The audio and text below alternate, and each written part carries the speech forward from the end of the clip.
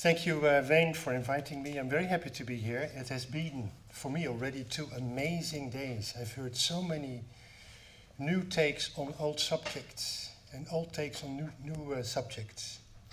Met wonderful people, have very nice conversations. And I'm sorry to have to be the one closing these 2 days, but that's how it is. I'm talking as, let me see how this works. Yeah. I'm an archaeologist. I'm a little bit of a stranger to the field of anthropology and ethnography, although many of the museums that I criticize, advise, teach about, would qualify as ethnographic collections of or ethnographic museums. I will pick up a theme that I discussed 10 years ago. It's about memory of the Second World War. And there's something funny and painful about it in this country, the moment that we change generations of people who are eyewitnesses to people who only know this root identification story of Europe secondhand. It also has an implication for the way museums deal with recent, sub-recent and further remote history. So especially last night, Barbara's amazing musing on memory, history, remembering and commemoration was right at my heart. I'll do a 4-step approach. I do some musings about the nature of time. I want to talk to you about paradigm shifts. Of all the 18 speakers, only one has used the word paradigm. I will be the second. And then a big problem, the ovens in storage, one of the biggest secrets of museums in Europe. And then a proposal for a biographical turn in which museums become cognizant of their own biography in order to deal with their audiences and with their collections, whatever they may be. So bear with.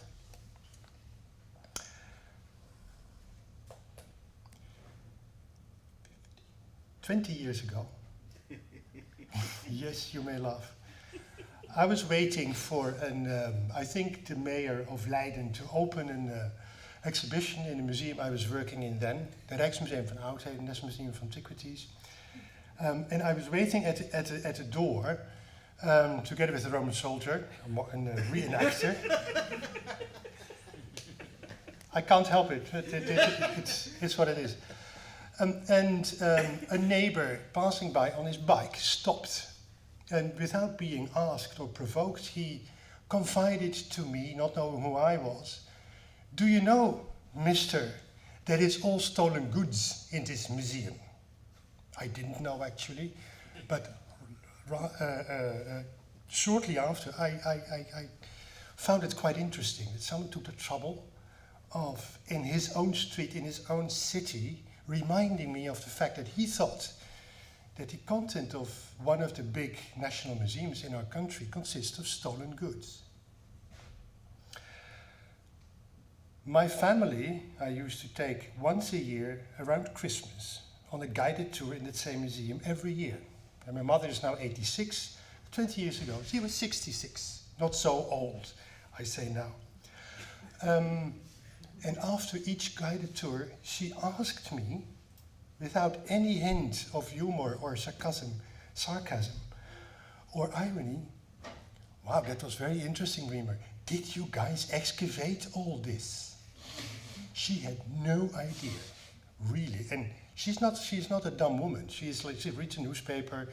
She has an intellectual career. She has no idea how to relate to the material culture stacked in the Museum of Antiquities as I worked in and that she was familiar with. This is something we as museum people really have to keep in mind. There's a major conceptual bridge between what we think is our everyday reality and what the people who pay for it and who we want to come and enjoy it with it think about what we're doing and what we're having.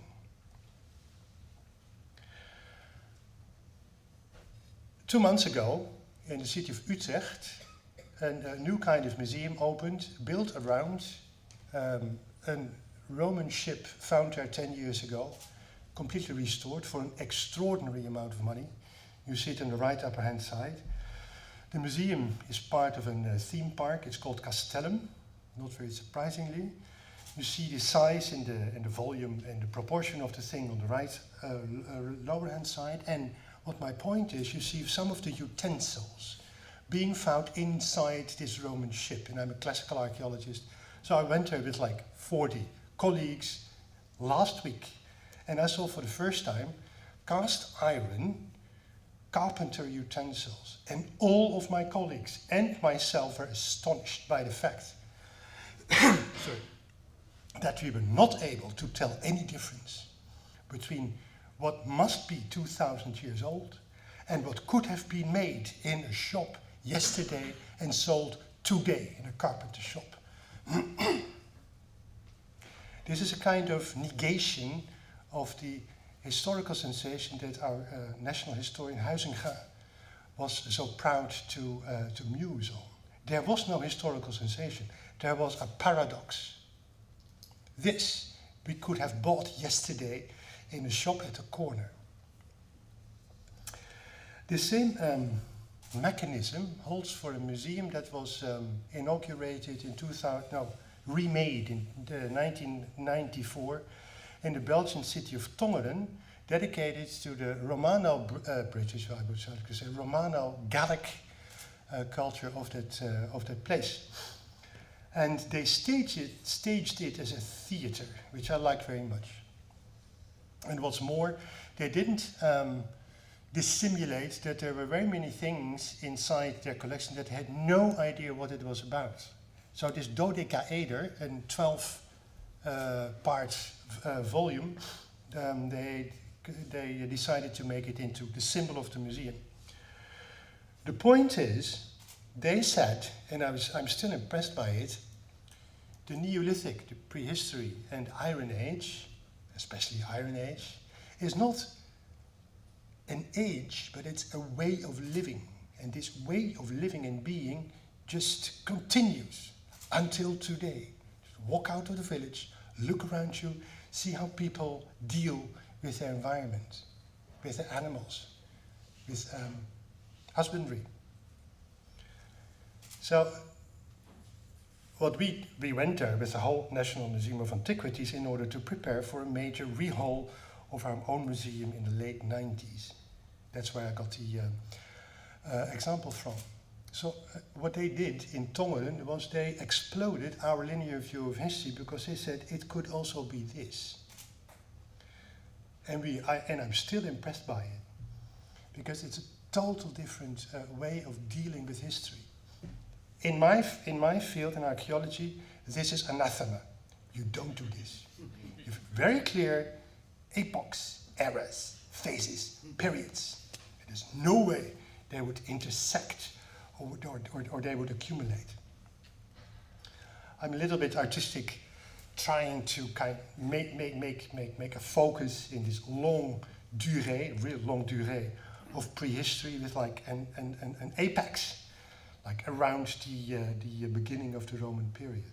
And actually, this continued red line of the Roman period, going into pink, illustrates why there is this paradox of us seeing these Roman utensils in this Utrecht museum that could have been made yesterday, because this kind of technology just continues.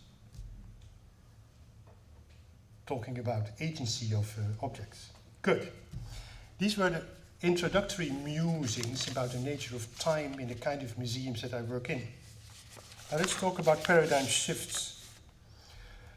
Foucault, of course, created this wonderful idea about episteme, which is not a knowledge, but a way of dealing with reality in everything, in rhetorics, in science, in words, and in images. And the whole point is of his the use of the notion of episteme is this, the successive stages, in this case Europe as a theater, from going from one episteme to the other, is kind of a paradigm shift, but it makes it impossible to think back in terms of the previous paradigm or previous episteme. And he filled in the boxes of his epistemae by calling them similarities, differences, and processes and functions respectively, or Renaissance way of dealing with the world is seeing the world, perceiving the world, and interpreting it as God's wisdom in hidden relations, as opposed to the classical one and the modern one. I don't want to go too deep into this. This would be a lecture. We don't have time, but I give you one example. There's a wonderful ostrich egg cup. It's meant to be drunk from in the Vienna Kunsthistorisches Museum, part Kunstkammer, made by one Clement Kicklinger, a goldsmith in the 16th century, and is now being shown only as an extravagant showpiece, which it is, more than ½ meter high, and you don't know what it is. Well, it's an ostrich carrying her own egg on her back, and she's led by a Moor, very small, through a chain, and she's holding a horseshoe in her beak, and the whole thing is decorated with pieces of coral. That would be the factual description. But the people in the 16th century saw something completely different.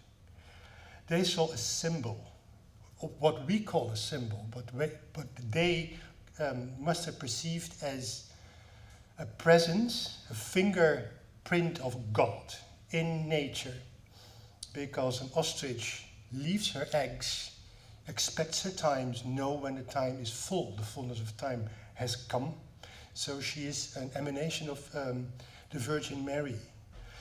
And classical tradition had it that the egg hatched without the intervention of the bird, and this was equal to the miraculous parthenogenesis of the Son of God. So this kind of, and you notice that I have difficulty in formulating it, because it's a different paradigm, because it's a different episteme. We don't have the words to describe the values, or to describe actually what we're seeing. Even the Cartesian way of me describing something is from after this period. Good. This paradigm shift, or paradigm jump, or paradigm dive, in which you forget how to express yourself in the terms of the previous one, is part of an absolutely fascinating for me, new field of inquiry. It's the memory studies, and then the forgetting side of it. And I just quote two amazing authors, Paul Connaughton, late 90s, wrote a book, How Societies Remember, forgetting as a way of dealing by societies with various parts of their pasts, and the annulment, or the paradigm shift in this 7-tier system of forgetting by Paul Connaughton is precisely the paradigm shift that I was talking about. It's also a gift, the paradigm shift, because you don't have to remember what other people did outside of your paradigm. We don't know anymore that Isaac Newton, wrote more on alchemy than on science. We just forget it because it doesn't fit and we don't understand it. Second, just to give one example, a very nice one, because I'm a classicist and I'm going to share it with you, of one of these institutionalized ways of forgetting, is the institution immortalized by Aeschylus in the Oresteia of the Areopagus as a high court for blood void. It's the beginning of society as we wish to remember it, this beginning, in which blood void is being, by intervention of the gods, being stopped and overcome by the institution of a high court. We solemnly declare to forget the wrongs done to us by the institution of laws and legal systems. and perhaps even more famous way of system of thinking about forgetting is by Aleida Assmann. Last year she got the very prestigious Royal Academy and Heineken Prize award in Amsterdam, and she had a masterful acceptance speech on the way you can deal with the various forms of forgetting. And her third form of forgetting equals our paradigm shift. Just to bring back to you the idea about it is, you cannot see the two images here at the same time. You either see the rabbit or you see the duck, but never together. It's a classical, even from the late 19th century, rabbit-duck illusion. And Thomas Kuhn used it as an image for his study into the structure of scientific revolutions. Good. What does that have to do with what we're doing in museums? A lot. This is my own work, like an illustration of what I think that Foucault meant, because Foucault does not go very much into museums. But we know all that since the Renaissance we have brought together collections, and you may assume that many pieces in your collections echo the cultural values of that particular time, of that particular epoch, going from Renaissance through Enlightenment to modernity and postmodernism. I just give you an example of the cultural values that lead us to acquire or to disacquire some object, like this famous root loft in the biggest cathedral in our country. It was sold in 1873 to the later Victorian Albert Museum because a 17th century classicist root loft has no place in a Gothic cathedral. That's what the value of the time was. We would be hard to underwrite this kind of choice. The point is, the objects in our collections are a mirror of these changing value systems. And the point is, when the value system disappears, the objects do not disappear, they become orphans. Only the last ones we vaguely remember. So what we are stuck with in the end is a kind of timeless, orphaned, unknown, ununderstood, atemporal capsule of an eternal now. There's a tragedy in it, and for researchers, and incomprehensible riches to go explore. I give you one or two examples. You must believe this. It's more interesting, like a museum of the typewriter, a museum or a collection of biocriminological, chronological items, like the head of the nice young man looking at you, or a museum of wooden agricultural utensils, or a museum, and I make no joke here, that when I started working in 1998, had 500 iron cast stoves in its collection, and the director decided one Sunday night, half a year after he was commissioned, to just put them at the garbage, except 5. And he said, he told me, no one noticed. But there used to be, at the beginning of the 20th century, a typology of 7,000 technologically innovative types of stoves. That was the ICT of the time.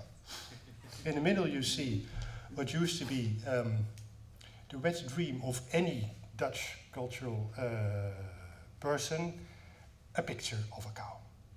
It's not anymore on the height or the pinnacle of art history, but it used to be in the 19th century, early 19th century. Low down you see a 3D image of a crystal as state of the art in 1813. Since then, the whole science has evolved, but we're still stuck in some museums with hundreds of these outdated 3D models of crystals. What the left side is too long a story, I just skip it.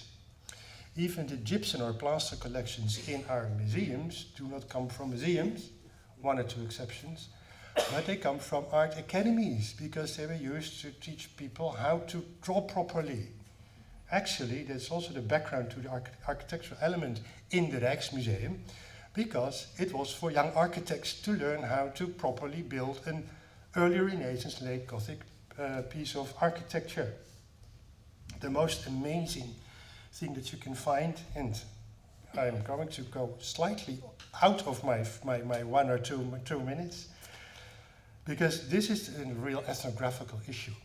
In 1910, one Kleiweg de Zwaan, an ethnologist, did somatological research in the island of Nias. He cast faces of 1,300 islanders, all young men, strangely enough, no women there. Perhaps he didn't dare touch them. That can be one of the cases. And since then, as you might know, somatology, chronology, and physical anthropology has become a little lackluster. So those are orphaned collections of the highest degree.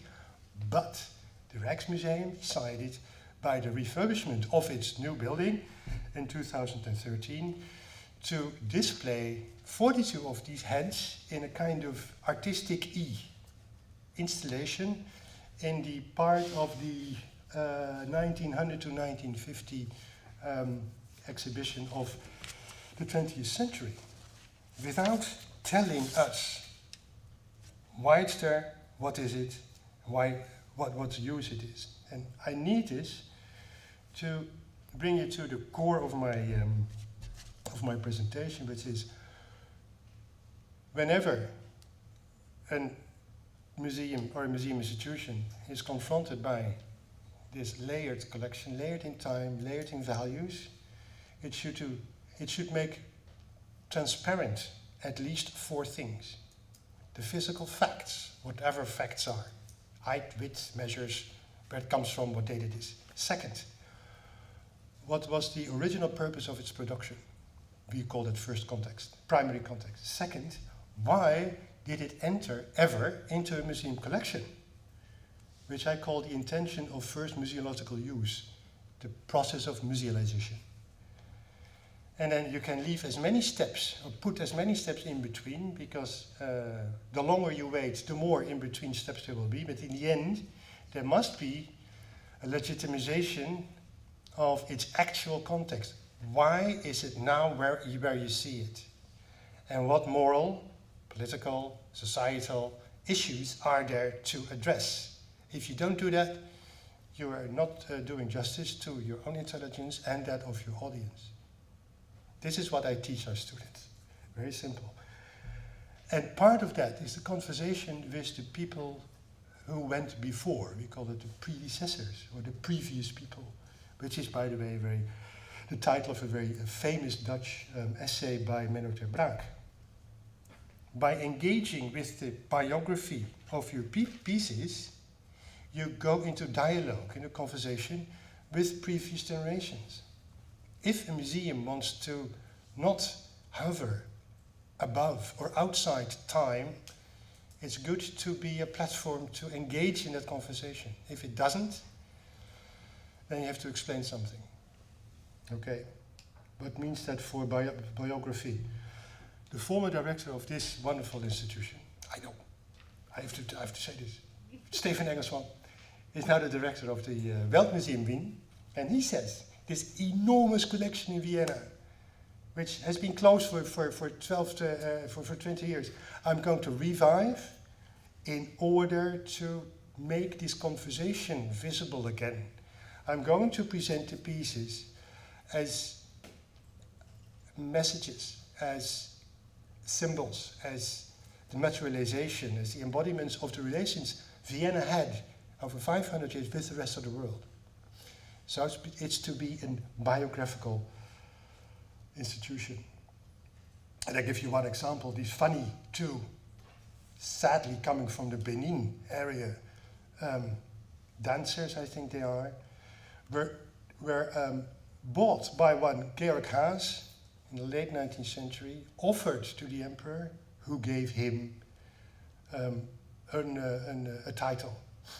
This is the kind of micro anecdote that you need to know in order to appreciate the reason why it first came into the museum. But it doesn't say that is just enough justification for it still being there. But let's talk about that. And the last one is the same kind of approach. I'm advocating for the renewal of the Wereldmuseum in Rotterdam, which has a very sad history the last few years.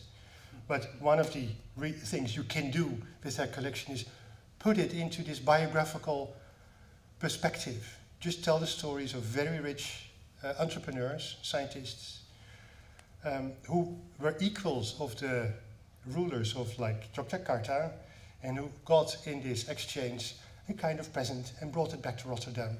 And then it was part of either the Wereldmuseum collection or the Boijmans collection. So my last question is, what can we do to avoid our collection from becoming messages in a bottle because we forgot the contexts and value systems? Thank you very much.